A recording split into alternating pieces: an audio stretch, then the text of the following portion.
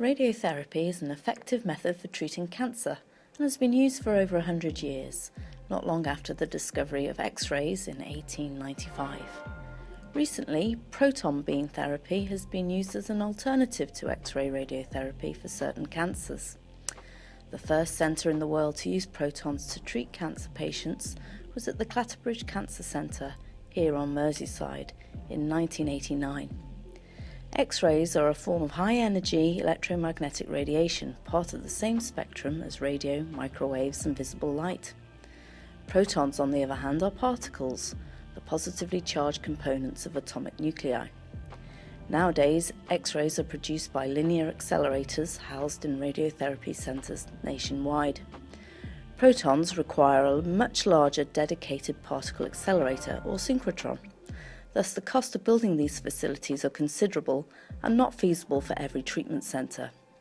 The Clatterbridge Cancer Centre treats certain eye cancers using their low-energy beam proton source. So currently, NHS patients requiring high-energy proton beam therapy are sent to centres abroad. The main advantage of proton therapy is how it delivers its dose. X-rays pass straight through the human body, so that healthy tissue in front of the tumour receives the highest dose and the tissue behind also gets exposed to damaging radiation. In contrast, the proton beam can be delivered to a designated distance into the body and impart its maximal dose within the tumour, so no tissue behind is damaged.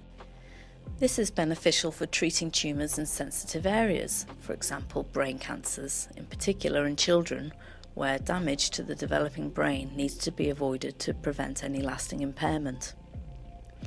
Here at the Cancer Research Centre at the Institute of Translational Medicine, we are exploring whether there are any differences in the way that cells respond to proton and X-rays. Presently, it is assumed that cancer cells die by the same mechanism. Both forms of treatment rely on ionising radiation to introduce damage to the cell's DNA, either directly or indirectly through the formation of free radicals from water.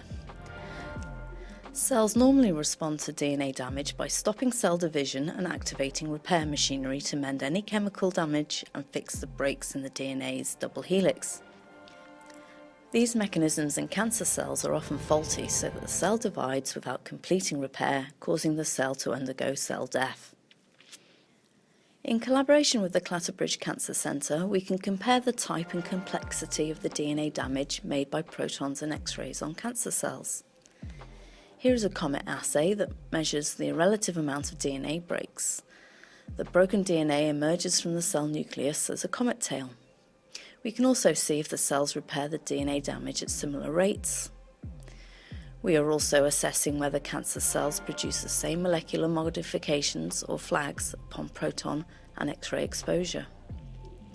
It is possible that any differences could be exploited to improve the effectiveness of radiotherapy.